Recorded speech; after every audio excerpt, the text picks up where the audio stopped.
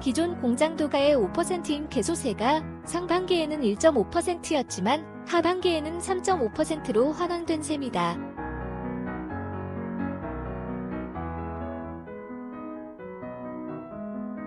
다만 기존에 100만원 이내로 제한했던 한도는 없앴다. 개소세 1.5%를 적용해 100만원 기준을 충족하는 자동차의 공장도 가격은 6,700만원이다.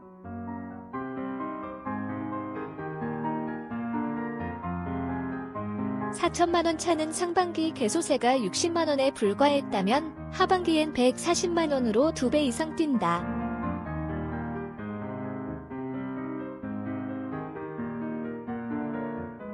반면 8천만원짜리 차는 상반기 개소세를 300만원 냈다면 하반기에는 280만원으로 오히려 줄어든다.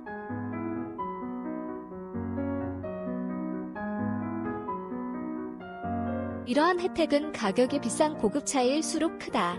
결과적으로 개소세 100만원 이내의 승용차를 구매하는 소비자들은 상반기보다 부담이 늘었고 100만원 이상의 개소세를 내는 고급차 소비자들의 부담은 상대적으로 줄었다.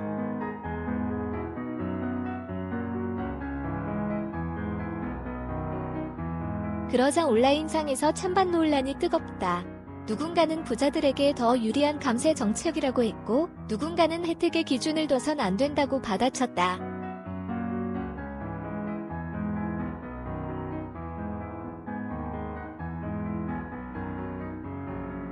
후자의 경우는 개소세 인하가 자동차 내수 진작을 위한 취지라면 상대적으로 저렴한 차든 비싼 차든 모두 동일한 혜택을 받아야 한다고 주장했다.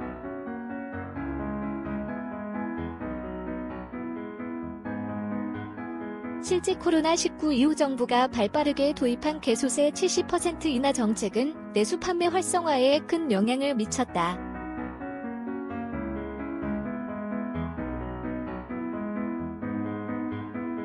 올 1에서 5월 국내 국산과 수입차를 합친 총 자동차 판매는 72만 4,504대로 전년 동기 대비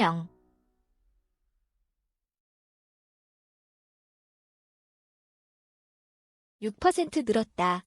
미세한 수치지만 올 상반기 국내 경기 전반에 상당한 타격을 준 코로나19 사태를 감안하면 선방했다는 평가다.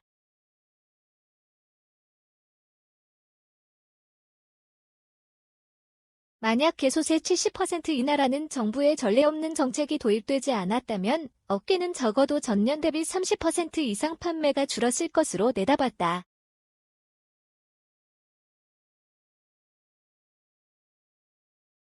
하지만 단순히 통계상 자동차 한 대가 모두 동일한 경제 효과를 가져온다고 보긴 어렵다.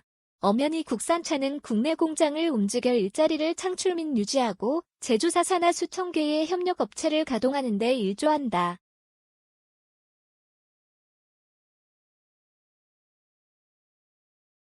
하지만 수입차는 수입 및 판매의 역할을 맡을 뿐이다. 경제 활성화를 위해 동일한 비용을 투자하는 것이라면 순환 효과가 큰 국산차에 집중하는 것이 더 낫다는 얘기가 나오는 배경이다.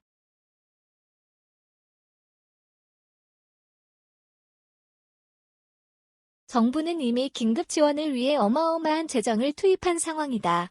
개소세 인하는 정부가 일정 부분의 세수 감소를 껴안으면서도 기간 산업인 자동차 제조업을 지키기 위해 선택한 정책이다.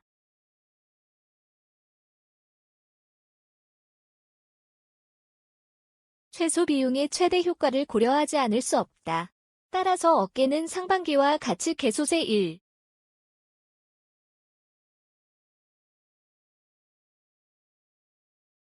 5%를 유지하면서 최대 100만원 한도를 유지해야 한다는 목소리를 내고 있다. 3.5%로의 환원은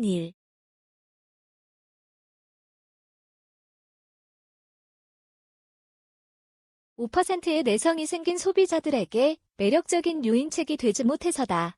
또 상대적으로 세금에 대한 저항이 낮은 고가차 소비자보다 6,700만원 이하 자동차 소비자의 구매 요인을 강화하는 것이 유리하다고 봤다.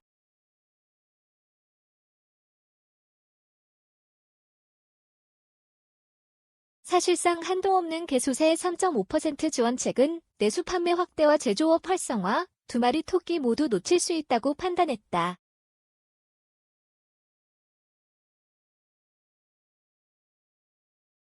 정부가 2020 하반기 경제 정책 방향에서 개소세 70% 인하를 유지할 수 없었던 하나의 이유는 21대 국회에 있다.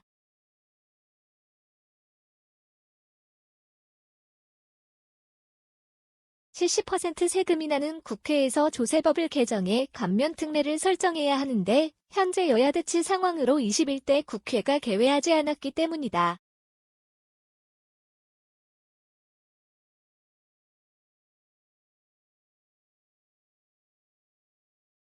결국 시행령에서 조절할 수 있는 탄력세율의 최대 범위인 30% 인하를 선택할 수밖에 없었던 셈이다.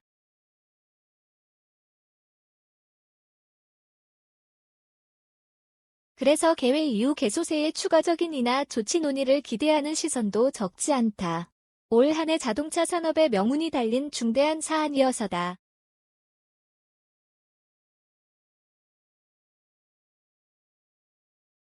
조세법 개정안의 일몰기한이 6월 말로 설정된 만큼 그 이전에 추가적인 대안이 나오길 기대해본다.